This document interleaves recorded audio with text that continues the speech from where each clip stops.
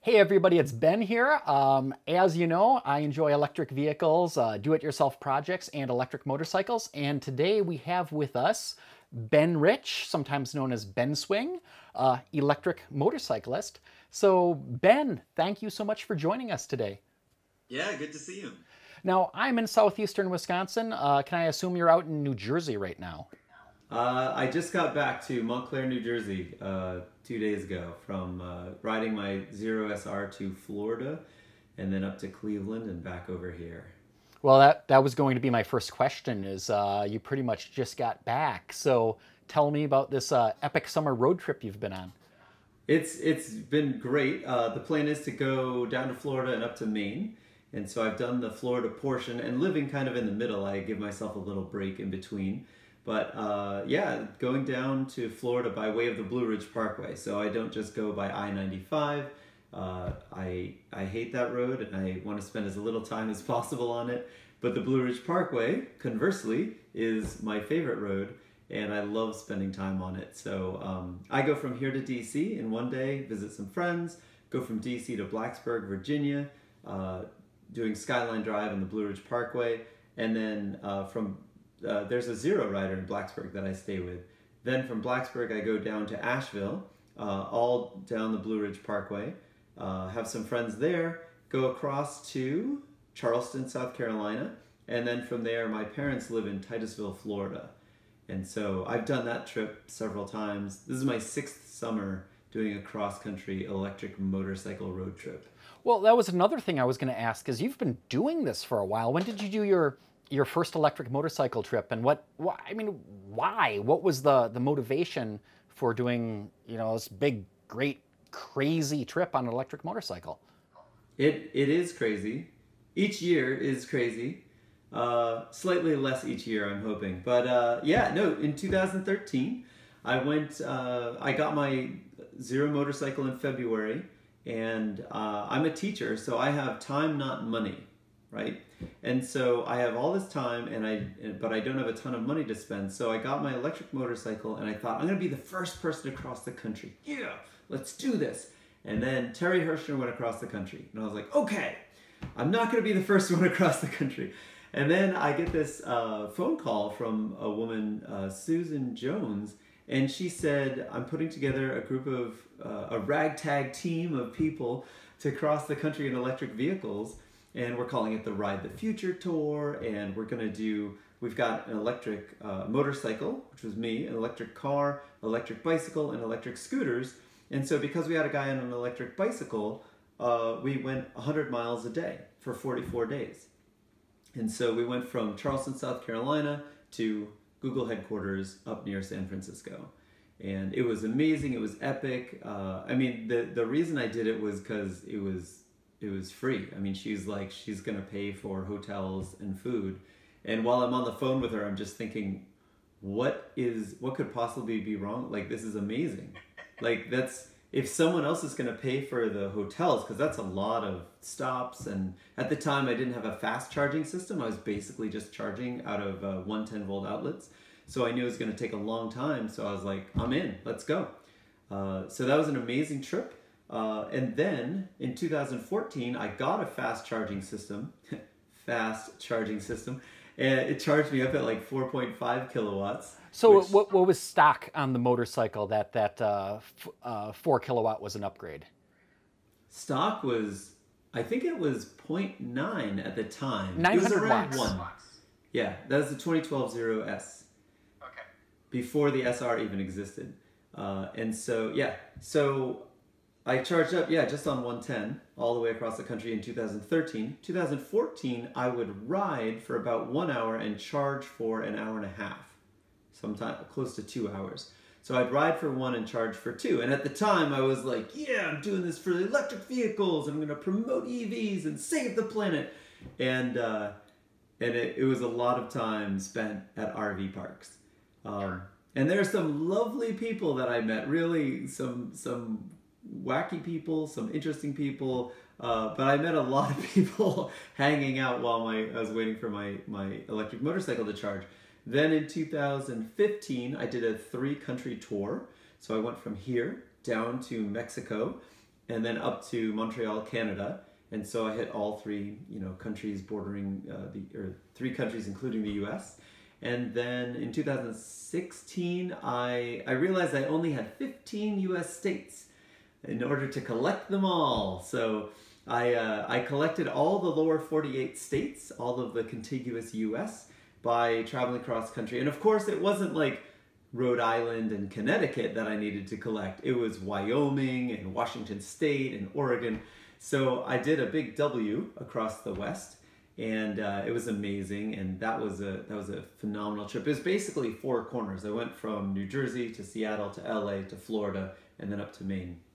And so that was a lot of fun. So in 2016, that's when you came through Chicago up to the Twin Cities, and you stopped at my house on the way. Yes, that's right. Yeah, I had a charging stop, and you happened to be on the route, which was really handy because I really can't deviate very much. That's one of the main things is like I have a route that I've chosen, and it's according to the distance I think I could travel that day and where the charging stations are. And so I was really thankful that you happened to be between Chicago, where my cousins live, and Minneapolis, where my swing dancing friend was. Because another component of this, going along with the time not money theme, is that I stay with friends. The only trip I stayed in hotels was that first one in 2013, and every other time I've stayed with friends, either from swing dancing or electric motorcycles or college or high school. So it's a great opportunity to catch up with people. But yeah, no, I charged at your garage and almost blew the circuit. We blew the main breaker in the garage. And the garage that I had a really crummy garage. I mean, like every time it rained, like pieces of the garage would fall off. You could see daylight through the walls, and the electrical wasn't very good. And still, I think you were there for like a total of like 27 minutes. Or I'd be like, hey, you want to go grab lunch? You're like, no, I got to get back on the road. Yeah. But after we reset the breaker, then you had to detune your fast charger, bring it down 1,000 or 2,000 watts. So that you could charge without just blowing the breaker out again. Yep. So more power. I do want you to know now that on my YouTube channel, I've got a bunch of videos about rebuilding my garage, and I covered my garage with solar panels, which has been great. I've got it's about 6,250 watts of solar, and I hand dug a trench from my house to my garage with cables like this big. So if you ever stop out again, how much power do you want? Because I've got 100 amps at 240 volts plus whatever the solar can provide. So if you want 20,000 watts, you got it. Nice. So, I would love to be able to use that. That would be spectacular. And we'd have, if it was a nice sunny day, most of your charging would be straight from the solar. But I mean, I was planning on solar.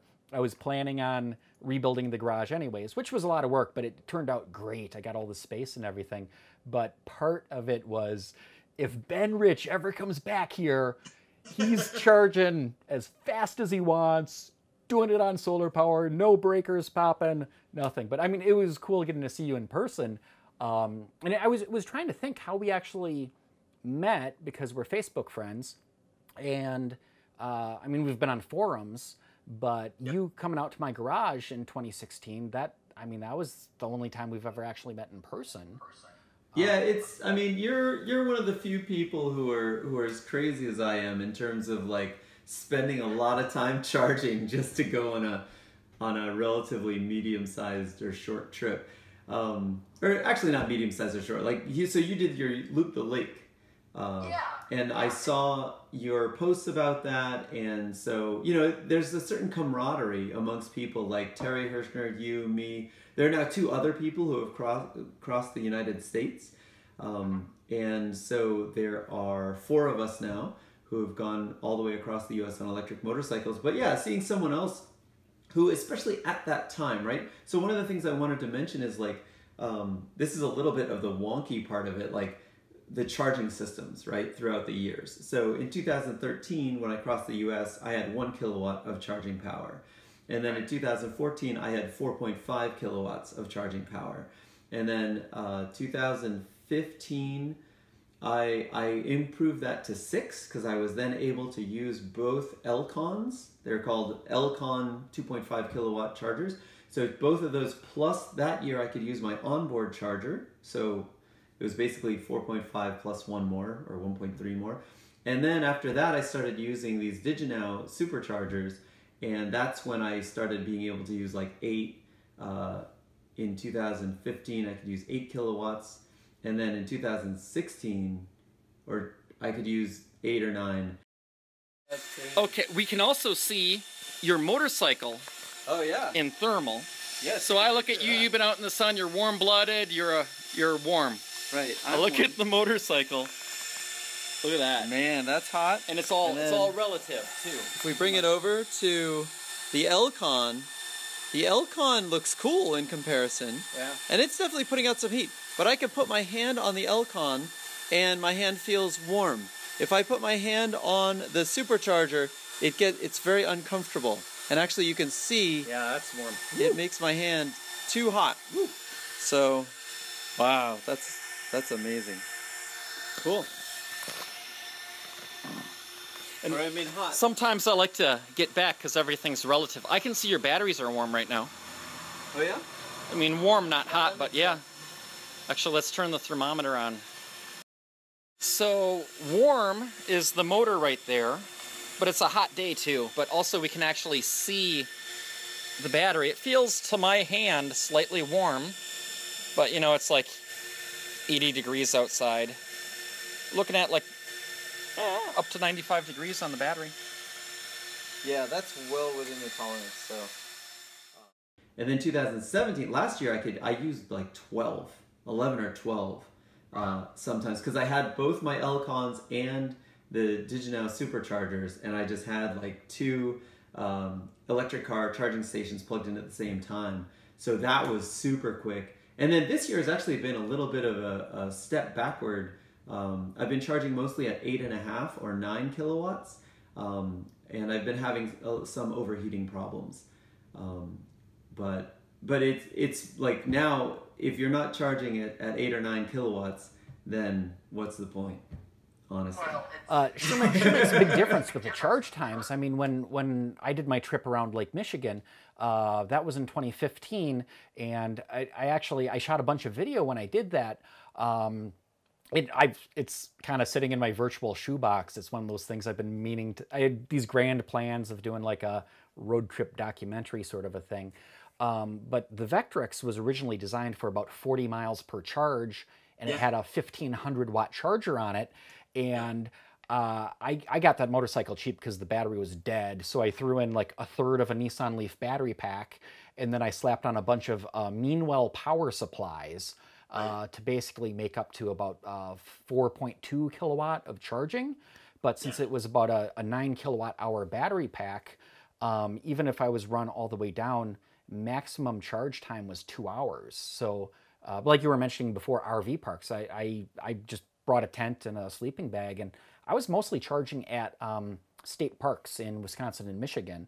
And I'd just go up to those RV plugs. I made a fancy little adapter, and I could plug in my 3 chargers at once. But this was 2015. Right now, this is 2018 that you and I are talking, and I almost have to speak about it like as a historical piece. You know, if I do a little interview with myself, or if I actually do a documentary, I've been kicking myself to edit this stuff together.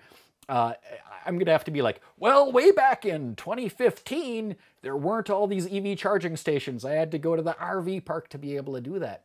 So like how has it changed since you first started doing these trips in terms of like how readily available the electric vehicle charging infrastructure is? So the availability of EV charging stations is tremendously improved, and I use just the level 2 chargers, not the level 3 ones, right? The level 3 is direct current. It'll charge a car in like 20 or 30 minutes. But so I'm still using the level 2 chargers, but there are lots of those, and there are lots more of those. On my first trips, like in 2013, 14, and 15, I was stopping almost exclusively at Nissan dealerships.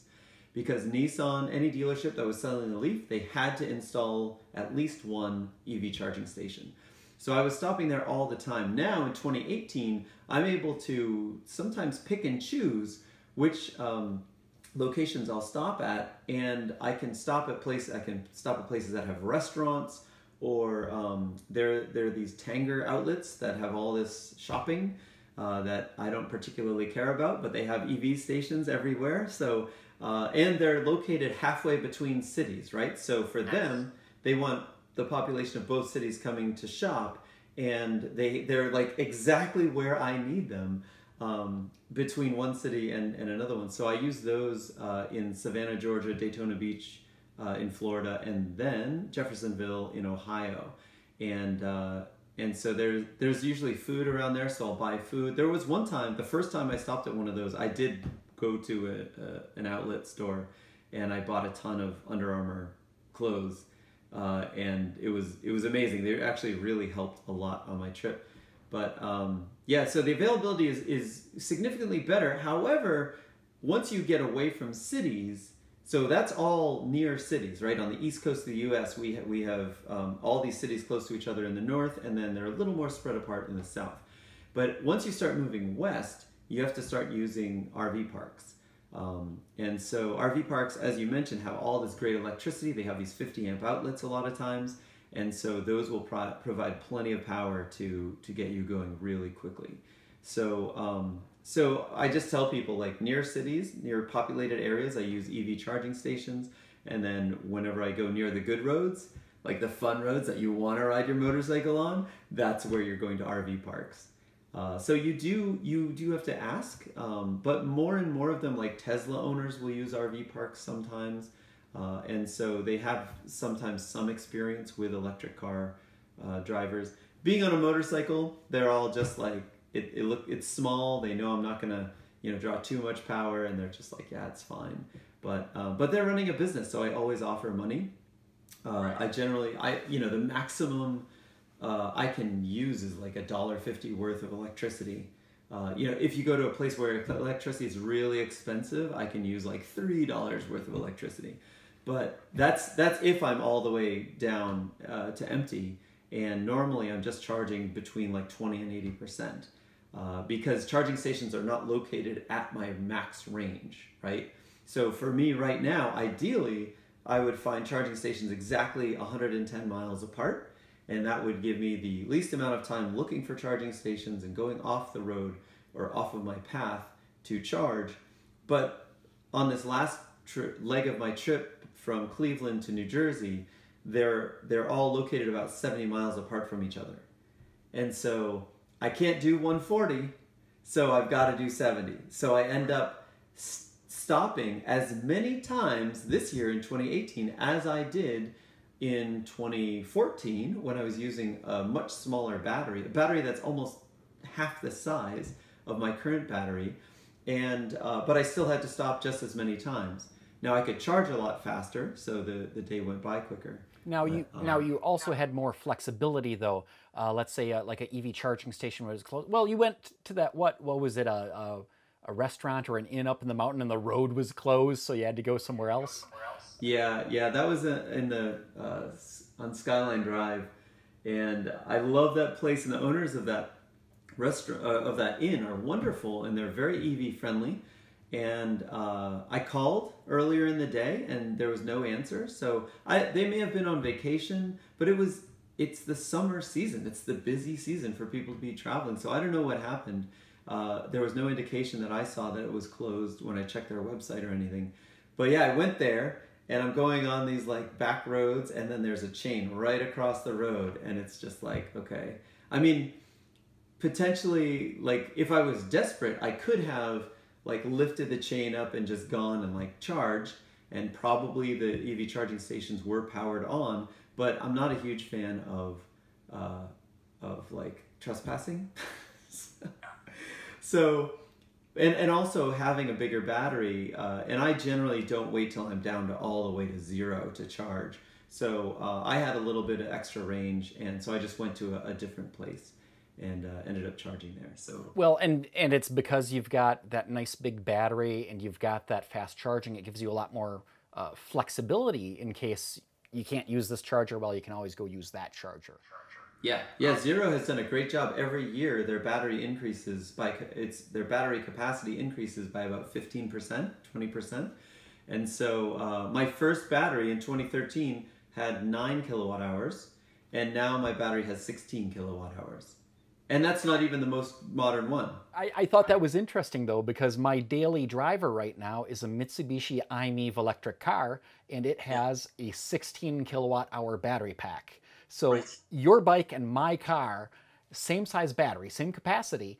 But the other thing with my car is it only has a 3.3 charger in it, which is fine when I'm charging at home. It's like, 4 hours to charge most of the time. But you've got like 4 times faster charger, same size battery, and a vehicle that weighs less than half as much. So it's just interesting the way the numbers work out, and the bigger range you get. Because mine, it's a 60-mile car. That's what it's designed for, which is great for going to and from work every day and hauling gear. But it's neat how that extra large battery and the fast charger together give you a lot of range and a lot of flexibility as well. Yeah, fast charging is key. I mean, that's really the key to advancing electric vehicles, because the range is, you can handle the range as long as there's the ability to charge really quickly. So, the next step for Zeros or any electric motorcycle is to have DC fast charging, because once we have that, I don't have to carry 50 pounds of charging equipment, and I can charge up in like 20 minutes.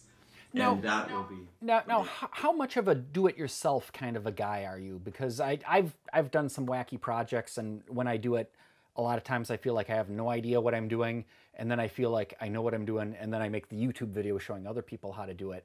But I know there's been some experiments and tests with doing like the Diginow fast charging on motorcycles, for example. Because Zero was working on that a while back, weren't they? They did. I ordered it. I gave my money to a dealer, and he had to refund it to me because they never ended up making it for the 2014s. They had it for the 2013s, and then they got kind of skittish. So to backtrack real quick, your first question, I am not much of a do-it-yourselfer. I have a lot of passion, and I'm very stubborn, and so I will like make something happen. But like, the purpose of me doing these trips is that I want to show people that anyone can do this. So I bought a manufactured electric motorcycle that Zero makes. Anyone can buy those. My charging system is made by Diginow. Anyone can buy that. They mounted it to the belly pan. All I had to do was bolt it on there. I mean, like, I'm only doing things that literally anybody could do. And so, whereas Terry Hirschner, who also has gone long distances on electric motorcycles, he does things that only if you have like an engineering degree, an electrical engineering degree, you should be attempting that silliness. So he's pushing the boundaries, and I'm kind of riding in his wake, but I'm kind of pushing the boundaries of what you can do with what is available off the shelf. Right, like on your motorcycle, like Terry, he had some big aerodynamic fairings, things like that. Your bike's pretty stock. I mean, it looks like a touring bike, but it doesn't look strange or anything like that. My bike is stock, basically, except for the paint job. Well, and you got Mr. Tesla on there, don't you? Yeah, I found a guy here in New Jersey who's an amazing airbrush artist, and I had him put Tesla on the front fender, because I figured he should lead the way, since he invented most of the stuff that makes the bike work. There's lightning everywhere, and then there's a lithium atom, because the battery is lithium ion. Cool. What is your favorite thing about your motorcycle? Just on your bike, being out there riding electric. What's your favorite thing? It's a toss-up between the torque and the silence. Because, I mean, the torque is just always fun. I mean, even now, I've been riding electric motorcycles. I had a Vectrix, right, back in 2008, 40 miles of range. And so I've been riding electric motorcycles since 2008. It's 2018. Oh, this is my 10-year anniversary. Happy anniversary! Yay! High five! Boom! And so I love the torque. I mean, even now, after 10 years, just being able to twist that throttle and without any vibration or fuss or noise, it just goes and it puts a big grin on my face. But also there have been these amazing moments where I'm riding in the middle of nowhere, and I remember on the Natchez Trace Parkway in Mississippi, I was riding and I didn't have a mount for my phone. So to find directions, I had to take my phone out of my pocket. So I pulled off to the side of the road and I take out my phone, and I wasn't listening to music at all. And then I'm looking for the directions to this guy's house, and I was like, what is happening? This is the most quiet moment I have ever experienced in my life. And it only happened because at a stop, an electric motorcycle is silent. And I heard birds through my helmet. I heard birds a quarter of a mile away. I mean, they were just like, it was beautiful. And after like 5 minutes, a minivan came down the road and ruined the whole thing. But but it was just like this incredible moment where it 100% could not have happened on a gas bike. And so that silence is just spectacular. It also makes me safer on the road. So when, again, in the countryside, especially when I'm riding down and there's deer on both sides of the road, none of them do anything except look up. They just look at you, and because you're not making all this ruckus, you just ride on by and they don't bolt in front of you. Well, So, I was going to ask you, I was going to save it till the end. Here's your toughest question the whole time, and that was going to be safety, because I'm sure you hear it as a question every interview you do, but there's the people who say loud pipes save lives. And obviously your electric motorcycle doesn't have an engine, doesn't have exhaust pipes. How safe is it? I mean, other like car drivers, they can't hear you. How do you typically answer when the people say, oh, but loud pipes save lives? well, it's on a t-shirt, so it must be true. Right? No. So I've read the research about motorcycle accidents. There's the Hurt Report, which came out in the 80s, which is largely considered the most comprehensive motorcycle accident report. And they found that there is no correlation between noise and safety. So quiet bikes and loud bikes had the same incidences of all types of accidents. There was no significant difference. My personal experience, so I live a few miles outside of New York City. I ride into New York City all the time on a silent bike at nighttime, right? And so New York cab drivers are in there, etc. And the drivers in New Jersey are lovely. But basically, I can hear the road noise of the cars around me. Okay, so it puts my safety in my hands. Relying on your loudness, your noise level, to alert people of your presence when your exhaust pipes are facing backwards is silly. I have other words for it, but it's silly. It's ridiculous. And also, so the research says that loud pipes do not save lives. There's no validation to that. I do not get cut off by cars on my electric motorcycle any more than I do in a full-size gas car. And being on an electric motorcycle, I know I'm silent, so I am never in anyone's blind spot. Like if someone is kind of positions himself in my blind spot, or I'm in their blind spot, then I just move right away. So it's perfectly safe to be on an electric motorcycle. And personally, I firmly believe that it is more safe to be on an electric motorcycle because I can hear the road noise of other vehicles. You don't spook deer, right? Those are two of the main things. And the reports all say, the research all says that motorcycle safety is visual. So both my personal experience and the research, coincides in this case that it is safer to be quiet. Well, I also have a friend who, he rides electric motorcycles. He's been a do-it-yourselfer, and previous to that, he had been a kind of a lifelong gasoline motorcycle rider. And back when I built my Kawasaki, he saw that and he went, well, geez, if that guy can build something, I can build something. And he built a really nice electric motorcycle. And what he says is that he has found that car drivers will often be more aggressive towards gasoline motorcyclists because of the noise. and that frankly, car drivers are friendlier to electric motorcycles. And I see that because electric motorcycles, like, they're just friendly. You know, it's more like there's like whistling background music going on or something when you're on an electric motorcycle. You know, it's sunny, people are waving. It really does kind of have more that vibe to it. It does, and especially if you're lane splitting only in California or anything like that, when you are near a car and you're not deafening them, right? Because that loud noise causes their limbic system to kick in, their fight or flight, and they see a motorcycle and they are alerted. Now, how they respond to that, they may be angry, they may be upset, but like, if you, like in New York traffic, if it's stopped, a lot of times I'll just kind of scooch in there and no one gives me a second look because I'm not causing this natural response through auditory stimulation. And also, one last thing about loud pipes saving lives, everyone I see is like on their phone or listening to music in their car. So if you think your noise is going to overcome like their ridiculousness, their like subwoofer sound system in there, then you have another thing coming.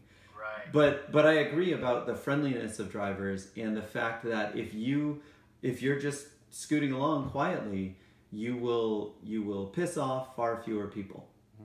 I was actually out in it was a state wildlife area once, this really beautiful place where it's a stopover for migratory birds, and there was a van parked on the side of the road, and I pull up next to it. The guy in there, he's got binoculars, he's looking at cranes out in the marsh, and he didn't notice me at all because I was quiet. The whole place was quiet, and I didn't know what to do because I wanted to get the guy's attention, and so I just tapped on his window and he almost jumped out of his skin. I was sort of I felt bad. I was kind of embarrassed to do it, but I just wanted to say hi and check on what species he was looking at out there. But it was really cool to be out on an electric motorcycle and see, you know, all the cranes, the birds, all this wildlife in this really super peaceful area. And, you know, like you were saying, I've had a lot of like good experiences with animals while being out in an electric vehicle.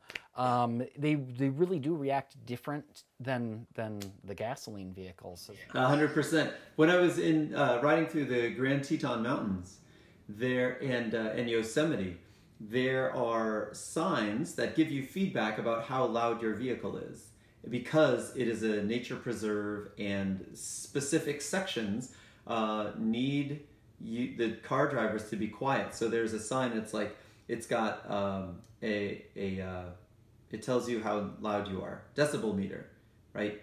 And so it's green and then yellow and then red, right? And so as it goes up, it's kind of like a stoplight. And so it tells you like if your vehicle is being too loud for the local wildlife. And hopefully people visiting those parks will appreciate wildlife and want to be quiet. And so I saw several of these signs. The first time I saw one, I just started laughing in my helmet. And it may have been picking up my laughter because my bike was so quiet.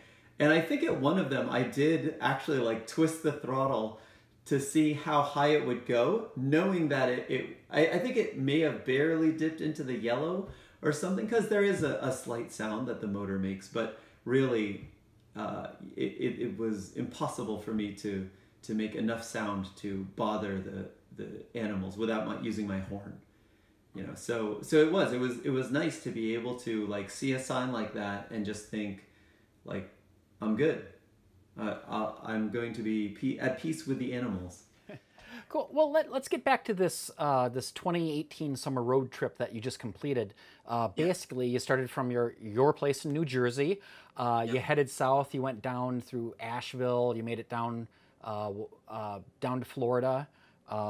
Came back up to Ohio, right? You're visiting some friends out there. Now, I've been following the videos that you make, and I want to come back to how you make the videos in a minute.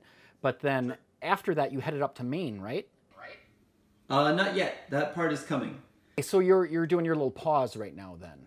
Yes. Okay, I was wondering about that because I know that was part of the plan. You were going up to Maine, and I've been following your videos, and I didn't see a Maine one yet. So I thought, okay, Ben Rich is probably sitting at home right now, and he's still editing that bit. I hate editing videos so much. Well, how do you do it? Do you have a GoPro and you take a laptop with you and you're editing at night while staying at friends' houses, or how do you manage being on the road, having fun, charging, seeing your friends, and putting everything out to YouTube? All that doesn't sound like a vacation. That sounds like work. It's a lot. It is a lot. I do it because I'm passionate about electric vehicles. I think it's very important that we switch to them as soon as possible. So that's what drives me doing this. But, you know, again, I've done these trips this is my 6th year in a row. And I value spending the time with friends. So I have, the main video camera I use is my phone. And also on my helmet, I have a Sena 10C. And so this is a great little device because it has the microphone right inside the front of the helmet. And so when I close the front, you can hear what I'm saying really well, even at speed, at 50 miles an hour. Yeah, you're blocking all the wind noise out, basically. Yeah, there's some wind noise, but like you can still hear my voice. I've been an actor, so I project very well. Yeah, so but this is just, it's the best. Now, I hear that helmet is also good for making mini golf videos. Oh my gosh, yes. The Cincinnati to Columbus video. Is that the one? Yes, Cincinnati to Columbus. The Tanger outlets where I charged had a mini golf. And so I was like, I could do a selfie and mini golf with one hand, or I could just put my helmet on. And I didn't know how much I was going to keep of that, but I basically raced through the course and then I sped it up on the video. So what I do is I've got that, I've got my iPhone to like when I'm charging, I can take kind of selfie videos. I found a selfie stick in Augusta, Georgia, and I used that once or twice, and I was like, I really should use this. Like it makes a better quality video. But anyway, I don't have a crew with me yet. So, you know, subscribe and donate to my channel and maybe I'll get a crew. But I have on my iPhone, I have a case that's a battery, right? And so this, I need extra battery for that. I have another extra battery to keep all my things recharged because my camera will run out of battery at the end of the day. My phone will run out of battery at the end of the day. And so it's tough keeping them all charged. But I basically take all this video and then in 2015 and 2016, I did edit at night, like every day. So I'd visit a friend, I'd give them a hug, say, hi, how are you? And then I'd just like, you know, pound away at the computer. And it was a bummer because I had spent all that time and effort traveling, and then it shrunk the amount of time I had with my friends. So because I almost never go to hotels, I'm always with friends at night. On this trip, I saved the video editing to when I stayed somewhere for a couple of days. So like once I got to Asheville, I was there for a couple of days. Once I got to Florida, I was there for 4 days. And so I had plenty of time to see my family and edit the videos. And now the videos are going up because I'm back home for like 3 or 4 days. So, so that just all happens after. I am terrible at editing videos. No one needs to tell me that. I know. It's a lot of work. Editing is like the worst part. It's fun to go out there and do something. Hey, bring, you know, bring a video camera with, I'll film this. And then you're like, I have this pile of stuff. What do I do? And it's hours. And ideally, I want 3 to 5 minute videos. And if you have watched my videos, you know they are not 3 to 5 minutes. They are like 8 to 15, sometimes 20 minutes. So, so I do my best with that. I would love to find a friend or someone who can edit, who can put music behind it and do that kind of thing. But you know, just doing it on a shoestring budget. I mean, I would love to become sponsored and do this because I have a lot of ideas to share. But I really need a director and an editor, right? I would love to have a director who could help me weave a storyline together throughout the day, and then an editor who can do all the crappy, boring stuff by themselves. But it's been my experience with a lot of YouTube videos that a lot of times it's kind of voyeuristic. there's a lot of people out there who, like I did a series of videos on converting a motorcycle to electric, converting a car to electric, and they've got a lot of views. A lot of people watch them, and I think a lot of people watch them who are never going to convert a motorcycle to electric or a car to electric, but they just really like the entertainment. They like watching, and I think that people enjoy your travel videos, you know, getting to see where you're going, what you're doing, you know, to get a sense of, well, what is it like to travel long distance by electric motorcycle? I would imagine there's got to be a lot of folks out there that do long motorcycle trips right now that, you know, maybe they're considering electric, but they're like, electric vehicles, those are like golf carts. They can't go very fast. They can't go very far. What are the specs on your bike? What's the top speed, range, battery size? Just give me the quick little boom. Here's what my bike is. The range, so I go 110 miles on the highway and 150 on side roads. It goes 0 to 60 in 3.3 seconds, and I can go 103 miles an hour. So it's plenty fast, plenty strong.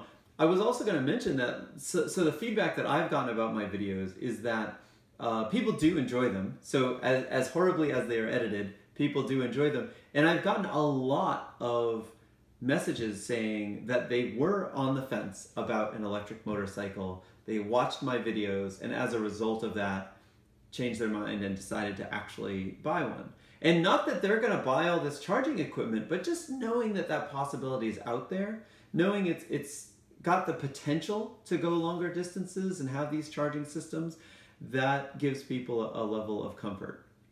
And so it's kind of like the, you know, at a car dealership, you have the like sexy muscle car out front, and a very small percentage of your customers are going to buy that one, but that draws them in.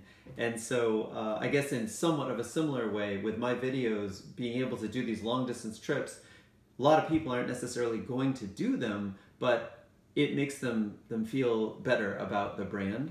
And so allowing them to do that. Also, my bike has just been bomb proof. I mean, absolutely. There have never been any problems with the motorcycle itself. In all of these trips, I've snapped one belt, and that was because I had ridden on I'd gotten lost. Imagine that. Happens more than you think. And I got on a dirt road, and a little pebble had pushed into the belt and made a weak point, made a little indentation in it. And so right after that, I was going up a very steep hill on this mountain near Park City, Utah, right? These gorgeous mountains. And I'm going up a hill that's like this steep. And there was a slow truck, and I was like, stupid slow truck, I'm gonna go. And then I start passing him, and then all of a sudden I hear a snap, whirr! And the snap was the belt, and the whir was the motor no longer having any force. And then, of course, so I pass the truck, and then the snap whir happens, and then the truck passes me. And I was like, what a dolt. So that was a bummer, but I found a dealer nearby in Orem, Utah, and he was great, and as soon as they were open again, they just fixed up my bike, no time. But I bring a belt with me. I have my side case here. Yeah, I saw that in one of your videos. You actually showed the things that you bring with you, charging cables and things, but including that belt. Yeah, I mean, it's a precaution. I don't expect to use it at all, but it's a unique size, so you can't expect people to have it. It was really, I mean, it was very fortunate that these guys in Orem, Utah, at Monarch Power Sports had a belt. They were the friendliest people, but if they didn't have a belt, it would have been a real frustrating to have to like sit there for a week or so. But anyway, yeah, no, they had it, and it was all set. So now I carry one with me, because that's really, I mean, you got tires, you've got the belt. Electric motors last forever. I mean, the motor's not going to do anything. There's almost no moving parts, so there is no transmission to break down. You know, there is no one of these, you know, pistons or anything like that could cause problems. So the bike itself is just great. So what's the worst thing that's ever happened to you? I mean, breaking a belt, that happened, but that could happen to any belt-driven motorcycle. you're never going to have trouble with your, your carburetor or anything like that because you just don't have any of those issues. But you've put on thousands of miles. You've gone tens of thousands across and around the country a couple of times by now. So what's the worst that's happened to you? What's the great story that's hilarious now that was terrible when it happened? Well, the belt breaking one was probably, it was one of the top two at least. The other thing that stopped me was I had put 23,000 miles on my 2012 Zero S, right? The first one that I had, and I was riding in Vermont, and I was heading to Albany, New York. I had a swing dancing gig. I was going to dance at the Saratoga racetrack, right? The horse racetrack. And I had this amazing gig, and I was looking forward to dancing with my partner, and she's wonderful. And I'm riding along, and it's this beautiful, it's like sunset. And my rear tire gets squirrely. And I was just like, that's really odd. Like, that's never happened before. So I pulled over to the side of the road, the bearings just gave out. So, surprise, like, there's no bearings holding your wheel together. And I have a photograph of, like, these mangled pieces of metal inside the wheel. And I was like, wow. So, fortunately, I was far enough along that leg where I called a tow truck that brought my bike to a motorcycle dealership in Albany. One of the people on this swing dance gig picked me up, and I was staying at his house anyway, and so instead of me just riding there, he just picked me up, which actually wasn't too far out of his way either. It was like 20-minute, half an hour drive. I did the gig, and while I was planning to be there for like 3 days, and while I was there, they put some like Yamaha bearings in there, and it worked fine after that. So that was kind of scary because I mean, fortunately, I was on kind of a smaller road in Vermont, so I was going like 45 miles an hour, so it wasn't like 70, 75 miles an hour, and my wheel gets wobbly. So it was all very safe, but that's the only time that's ever happened. So those were really the two things. Then I guess one other kind of crazy thing. So this is on my Four Corners trip, leaving California. Going back east, I got to the last town on the edge of civilization, and beyond that town was the desert, like the "it can kill you" desert. And so I got there, and I was charging up, and it was 110 degrees ambient temperature. The battery stops charging at 124 degrees, and so I had already charged once or twice that morning. I was charging the battery and it stopped charging. And so I was sitting there and I was like, wow, all right, well, there's only like a 14-degree difference between ambient and the temperature that it's going to cut off.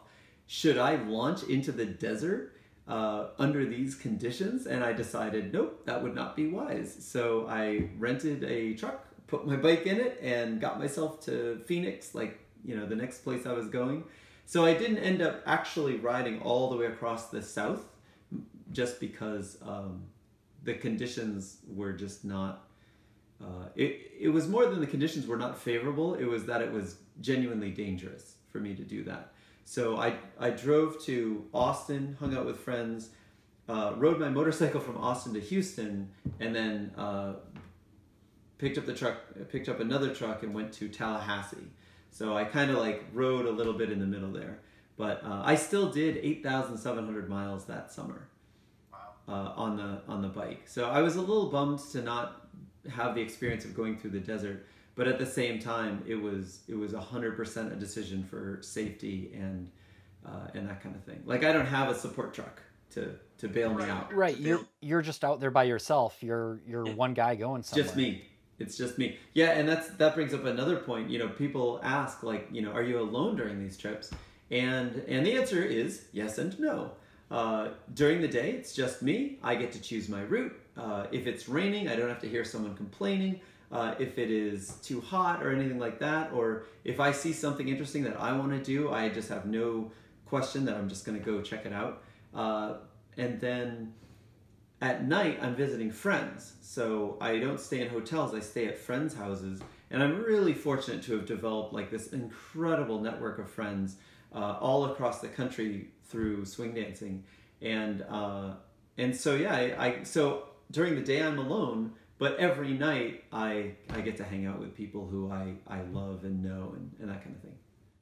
Well, it's interesting doing motorcycle trips alone, because when I did my trip around Lake Michigan, which is over 1,200 miles, I did that by myself, and I'd never done any kind of long distance motorcycle trip before. And I really enjoyed just taking my time, going wherever I wanted to go. And then as a little part of that trip, 2 days I rode with another guy, with also him on an electric motorcycle.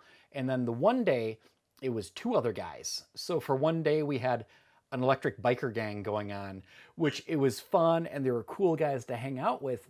But at the same time, it's like, well, okay, he's leading, we're just following. The other thing that was a little bit different too is charging, because if I was by myself charging, I could hog as much electricity as I could get. And when we were riding together, it was really tricky to find out where can you charge 3 electric motorcycles fast all at the same time. So we're like stopping at like parks where they would have like this big electric panel set up for a festival or something. And we got a photo, like, I don't know, I think we had like 8 plugs going at the same time to charge 3 bikes. So it was kind of crazy. Have you ever, now, because back on that movie, you were riding as a group. So there was you, an electric car, electric bike. Was there an electric scooter with that one too? Yeah. But I mean, it was a big group. But outside of that, have you done any riding? Well, yeah, so that's a good question. Sorry to cut you off. I'm so excited about this question. So that group, we did not travel together. The scooters had a top speed of 30 miles an hour. The bicycle had an average of about 19 miles an hour. And there's no way I'm riding a full-size motorcycle at 25 miles an hour to like keep with the group. That would be miserable. So we went our own, and that trip was simultaneously an incredible experience every single day, and the most frustrating experience I have ever had, largely because no one else had Verizon. So I had Verizon for my phone, the car driver had Verizon, and everyone else had like AT&T or T-Mobile, and you know those maps they used to show with like the coverage areas? Yeah, those are true. Those are actually true. So like no one else could call us. So we couldn't communicate well at all. So we had no communication. And then you would think that the car and the motorcycle would stick together, which we did at the beginning of the trip. Then, because different people got up at different times, right? Like the cyclist had to get up at the crack of dawn. So he wasn't riding only in the hottest part of the day. And the scooters, who should have been with him, just could never get out of bed. And they left every hotel at 11 a.m., the latest you could leave the hotel. It was unbelievable. So the car driver had his act together, and he would get out at 7 a.m., and he and the bicyclist would go together. So a lot of the time, I just ended up just going on my own. And so I would make it to the hotel before everyone else, and I'd like go swim in the pool and do that kind of thing. So also, no one else in that group was an EV person. The guy driving the Leaf had never driven it before that trip. The electric scooter people had the electric scooters, but they weren't like EV people. They didn't know anything about charging stations and that kind of thing. And the cyclist was just a cyclist. He just loved to do long distance trips. He'd never done one on an electric bicycle before. So their plan for all these batteries that were removable for the electric bicycle and the scooter was to stay up all night, or not stay up, wake up every hour and a half and charge the batteries for 44 straight days. That's ridiculously stupid. That was the if everything goes well plan. And I was like, what is going on? So I had my I had only had my 2012 Zero for about 6 months at that time. So I was in the habit of just plugging in. So I took over the batteries.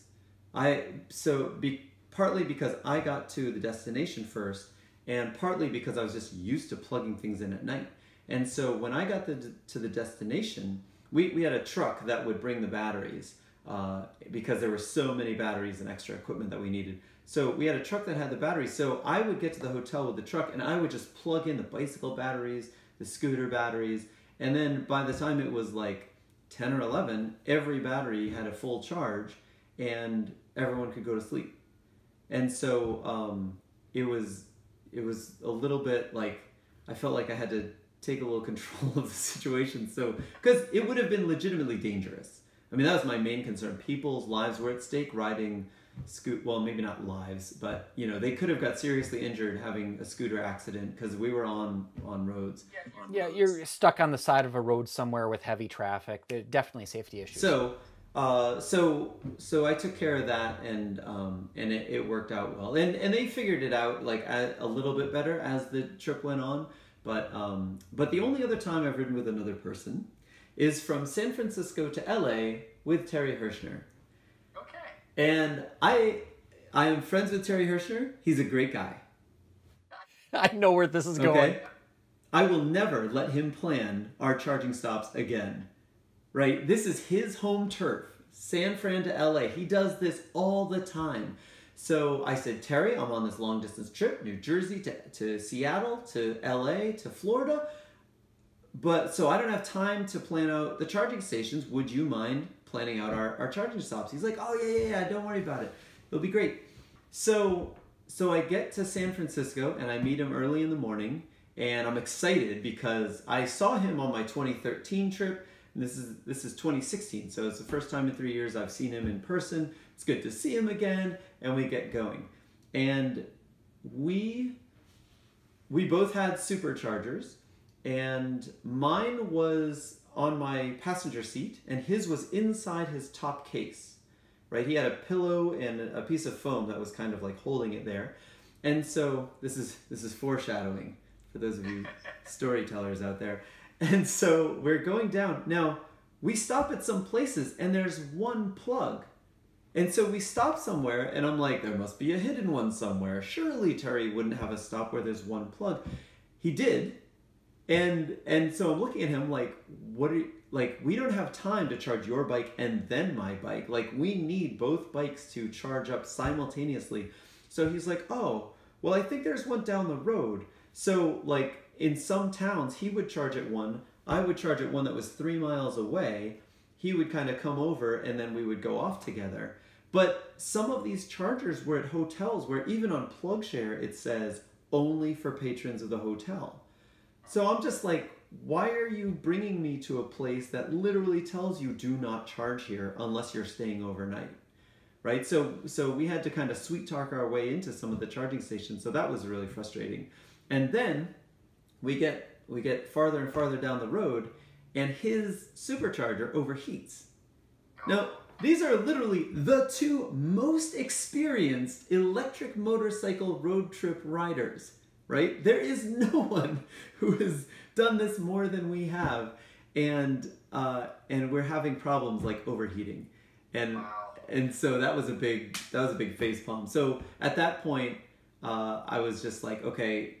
I mean, he helped guide me to like where some plugs are. So at that point, I was like, all right, well, I need to go because I'm meeting some friends, and I don't want them to stay up until like 1 in the morning. They have kids. They have to work tomorrow. You know, like it would be rude for me to be super late. So I got, I just kept going. So I ended up finishing and I got to my destination pretty late, like around 11 o'clock, which it's kind of funny because the husband of the couple that I was staying with works at PlugShare. So I actually got to go to PlugShare World Headquarters and see what it's like behind the scenes. It's a bunch of computers, in case you're wondering. Yeah. But that was just like, I think part of why I was frustrated was I was so looking forward to it, and I thought it would go so smoothly because this is California. They've got plugs everywhere.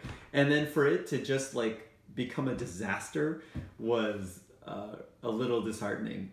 But I'm sure that it's possible to set up Like I could set up a trip on the East Coast with a couple of people, but that's one of the limitations right now, is that like you could really only do it with a couple of people until you get DC fast charging. At some of the DC fast charging stations, there are 4 plugs. There's 4 CHAdeMO and CCS plugs. So if we could use that with our motorcycles, you could have 4 people going, and everyone could be charged up in 20 minutes, and you just keep on trucking. So anyway, yeah, that was a wild experience. But like riding the Pacific Coastal Highway is beautiful. It was fun riding with Terry. He still had some aerodynamics on his bike. So yeah, it was cool.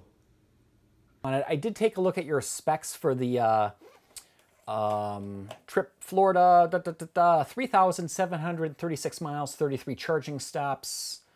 So far. 12 states, $12.68. Now, okay, so far on this trip, you've gone over 3,000 miles, 12 states. We got all these stats. It's a big trip. You're really out there touring. But the number that kind of sticks out in my mind is so far $12.68. That's how much it costs to charge. That's actual cost, actual money that I have given to people or charge. I think there's only been one charge point station that actually charged me money. The other charge point stations, the other electric car charging stations, are there to draw customers to the location, and I always try to spend money wherever I go. Restaurants, grocery stores. Typically it's food. Yeah.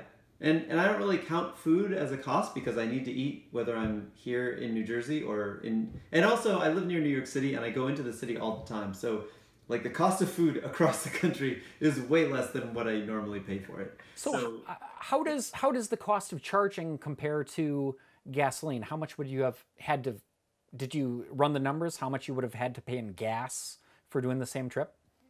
So someone did, and I think they said it was $270,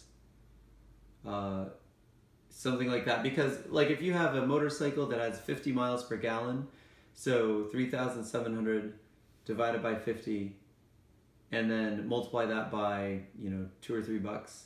I don't know. Do you want to do the math in your head? Or? No, not really. But what's amazing is just, I mean, it's literally a fraction of what it would have cost to do on gasoline.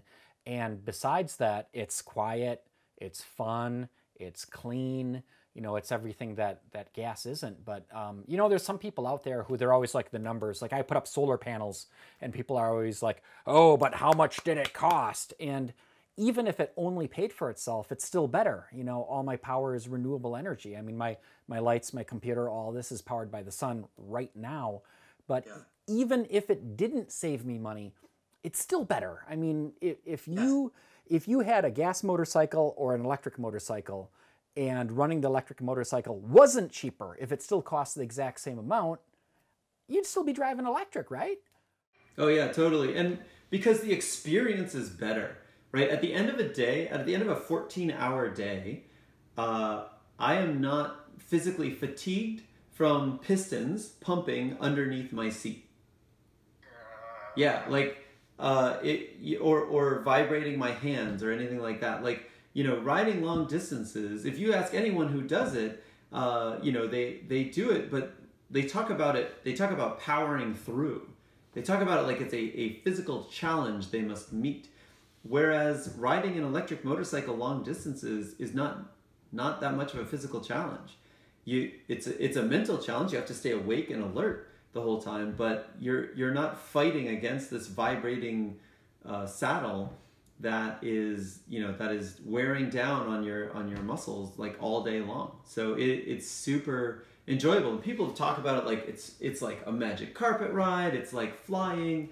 It feels like that, but there's nothing else that you can compare it to. Like you have to try riding an electric motorcycle to genuinely understand why it's better.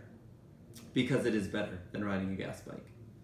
So I guess if there's one thing you would recommend to anybody out there, it is go for a test ride. Just go try one out. Give it a shot. Give it a shot. Yeah, don't let like all the haters online and stuff like make you afraid to do that. You have to experience it. Similar to electric cars too, but you've got to get in an electric car. You've got to get on an electric motorcycle. Try it out, and that you will see all the great things that are the same and all the amazing things that are better. And the only way to experience that is to experience it. The only way to understand that is to experience it. And so I'm a teacher. That's what I do for my job. And like the best way to learn is through experience. And so you can get some information from talking about it, and hopefully this video has been informative, but really getting on a bike and feeling what it's like is the only way to truly grasp what we're talking about. Well, I think that really gets to the heart of this, you know, why you ride, why I'm always interested in the do-it-yourself renewable energy electric vehicles. Really, the last thing that I want to ask you is you're kind of a cutting-edge guy. You were saying you're doing this on stock equipment to show what can be done right now by regular people. But what do you see as the future of electric motorcycling? What's coming down the road, if you pardon the pun? Oh, nice. Coming down the road has got to be DC fast charging. It has to be. That's the next step. Even if we kept the batteries exactly the same size, no added capacity, but included the ability to charge at CCS or CHAdeMO stations, getting that charge up in 20 minutes, that is the game changer right there. And you don't have to carry heavy equipment in order to use it. You just need basically an adapter. And once we have that, that will change a lot of people's minds. Now, those charging systems also have to spread out like across the country to these more remote places, like near the Tail of the Dragon and that kind of thing. Tail of the Dragon has a 50 amp outlet and a car charging station, but you would need to have these CCS stations to do it more easily. But that, you know, the more I do these trips, the more that just becomes blatantly obvious that is the main thing. That is the primary thing. Because you can make bikes, different styles and that kind of thing. That's no problem. But the fast charging has to be there. Energica has it already. They have CCS fast charging. There was a bike that was made in Italy that has like a 27 kilowatt hour battery and fast charging. I think it costs a lot of money, but that bike has the statistics. Now, I don't know how many were made, are being made, etc. But that has the stats of what we need. You know, a 27 kilowatt hour battery, I would be able to ride 180 to 200 miles on the highway. Yeah. And then charge up. So that's like 3 hours of highway riding. I do not want to do more than 3 hours of highway riding. That's 3 hours of highway riding, or 4 or 5 hours of off the highway riding, and then you'll be able to charge it up really quickly, 20 minutes, maybe 40 minutes for like a full charge or something. Well, for example, if we got to the point where you could wake up in the morning, ride for the morning, stop for lunch, charge while you're at lunch, and then ride the rest of the day, there's no reason to do anything beyond that. I mean, that's, you know, perpetual riding, basically. You could ride as fast and as far as you comfortably could. A lot of people, when you're talking about touring, a lot of people ask about, well, what about the hypermilers? What about the iron butt guys and that kind of thing? You could do an iron butt on this bike that I was just talking about. If I had 27 kilowatt hours of battery and CCS fast charging, or just direct current fast charging, I could do 1,000 miles in a day and have a few hours to spare. That would be no problem. So it's only once you have something like that, it's only the most extreme people, which is an incredibly tiny percentage of the population.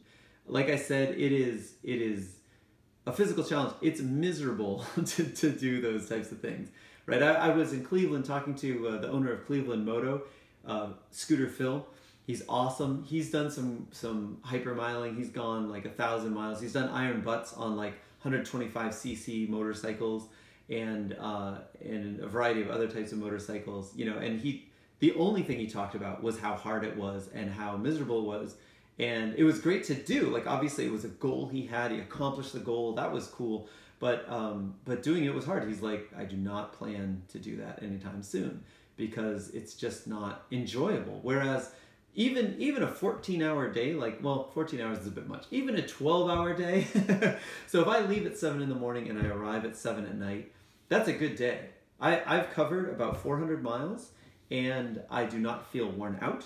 When I arrive at my destination, I'm ready to have dinner with friends and be fully present mentally and physically. I can go to a swing dance, you know. So riding an electric motorcycle, you don't have the same fatigue problems.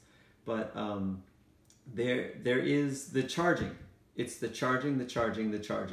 That is what needs to happen. So with Harley coming out with their new bike in 2019, I really hope that they have a DC fast charging system. That because that will be, I think that'll make a huge difference as to how well or poorly it is adopted. Yeah, I definitely agree with that. I'm in the Milwaukee area, so when the Livewire was first demonstrated and shown off, that was right in Milwaukee. So it was kind of funny because they said, "Behold, the first ever electric Harley Davidson." And I knew a guy that after I converted my Kawasaki to electric, he took an old Harley Sportster and converted it to electric. So I called him up and I said, "Hey, can I borrow your bike? I'm going to go to Harley when they show off the Livewire." So here's, you know, the Harley guys, the first ever Harley Davidson electric. And I'm there on like a 79 Sportster electric, which was hilarious. And I shot a video, I'll put a link to it. Just, I talked to a lot of people, what do you think of this motorcycle? And overall, a lot of people really liked it, but range was really the big issue. And if we have that fast charging, that kind of takes care of that. And, yeah, it does. It does. And the frustrating thing specifically about the Livewire, not about the bike itself, I really enjoyed it. I did a test ride. It was great. But about the reporting on that bike was they made that bike only for test rides. And they announced that. They're like, this is a test ride bike. This is not a bike for production. We're not planning to sell. We would never sell this specific bike. So it only had a range of 50 miles. And so when people reported on it, they're like, oh, it's a cool bike. Look at the design and it rides really well. But it's only got 50-mile range. And it's just like, well, duh. Like, they're not making it for range. They're making it just to like go 3 miles at a time.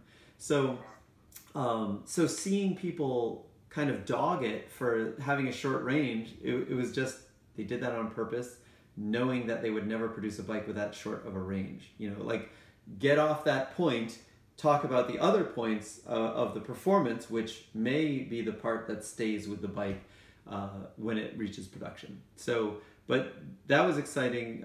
They've recently released like several photos of what some other electric models might look like. So they may release 1, they may release 3 or something like that, 3 different styles of electric motorcycles. But Harley, if you're listening, I am willing to consult with you, having a great deal of experience with electric motorcycle road trips and charging and so forth. So, well, I wish you luck in your future career as a consultant there. If people right now want to find out more about your trips, how do people do that? You got YouTube videos, you're on Facebook. Put all the info out there. How do people get a hold of you?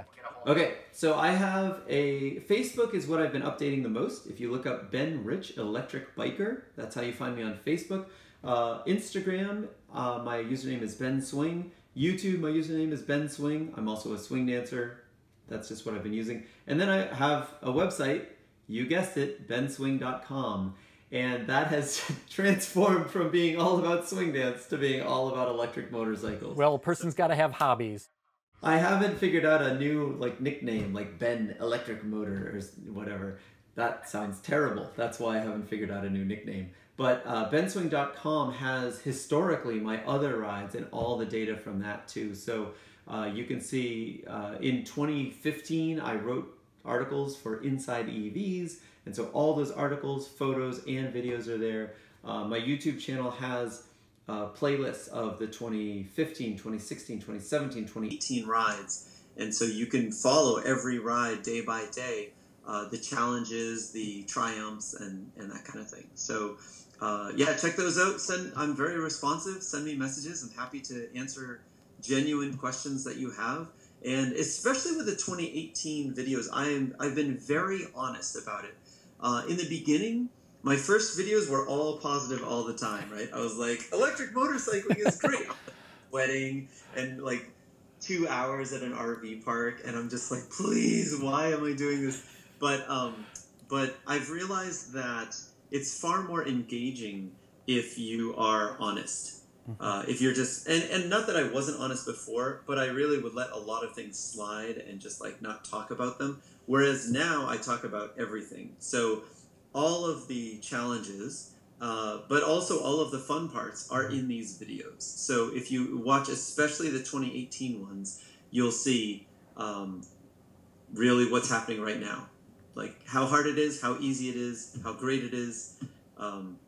It's all there. Well, just before we wrap up, is there anything else that you want to tell the audience? You know, anything I haven't asked you about?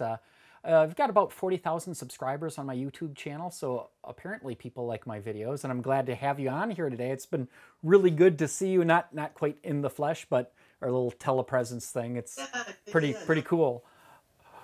We've hit on most of the main topics of what people ask, and you know, different people have different questions or concerns. I guess one last thing that I'd like to share is just that I use the Zero as my daily driver and just use it with a 110-volt outlet, and that's perfect. So being in New Jersey, I can go from New Jersey to Brooklyn to Queens and through the Bronx and back. I could hit almost all the all the boroughs, and I have range to spare. And I don't have to adjust my riding style to ride slower to increase my range. So around here, I don't use any of this wacky extra charging stuff. So if your range is within 100 miles, Zero already has bikes that are perfect for you. And so that's been my experience. I actually took all of my charging equipment off my bike for several months earlier this year and never had to adjust my plans or think twice about like, oh, do I need to charge? It was just like, no, I just go places and then I charge when I get home. So they're great. I love my electric motorcycle. So yeah, by all means, like ask questions and go take a test ride. It's a blast. Go watch my videos. Let me know what you think. And it's been great catching up with you as well. So yeah, well, it's been good seeing you. What I'll do is I'll make links to your YouTube channel. I know you have a playlist going on for your 2018 trip, so I'll make a link to that. And of course, I always love it if people swing by 300mpg.org, check out the blog, say hi, take a look at my projects. But with my stuff, I've always been trying to share on YouTube, but that's just me. I kind of only know so much. I kind of only do so much. So I'm really trying to get out there now and see what I can do with sharing, get other people coming in on my channel, sharing their experiences. And congratulations, you're the first person. I've never done like a online interview kind of a thing here before, but I'm just trying to do something a little bit different, you know, get more information out there to more people. So thank you so much for talking with me today here. My pleasure.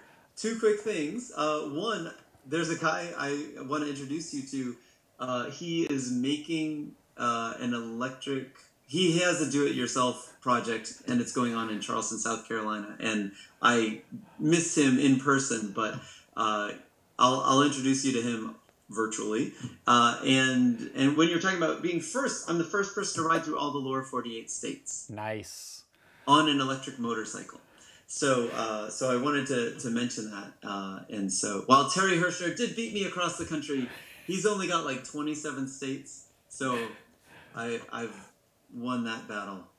Well, I think it's kind of cool just to competition. It's pretty cool just to have the experience of doing something like that.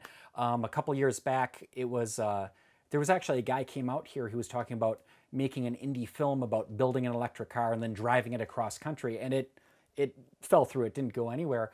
But I thought, why would I'm in the middle of the country. I'm in the Midwest. I'm basically Chicago North, essentially. Why would I want to hop in a car, drive to a coast, turn around, and come back? So I thought, wouldn't it be better just to go in a circle? I mean, with electricity, it's circuits. Everything in nature is cycles. And that was kind of the start of me going around Lake Michigan. So I didn't have to go somewhere and come back. I just went in a circle. It was great. I ended up right back where I started. And there was something kind of special about that. And as far as I know, I'm the first guy to have gone around Lake Michigan on an electric motorcycle. Not in the Guinness Book of World Records or anything, but it felt really cool just to get out there and do something like that and experience it and meet the people, and where there were the challenges, or gosh, you get into the Upper Peninsula of Michigan, there is nowhere to charge. I mean, I coasted into a marina and I plugged in where the big ships coming off of the lake have the shore power. That's the kind of stuff I did. But I get excited about this stuff. I think it's really cool. And I love that you go out there and you do it, but also that you're sharing it, that you're making the videos so that other people can see it.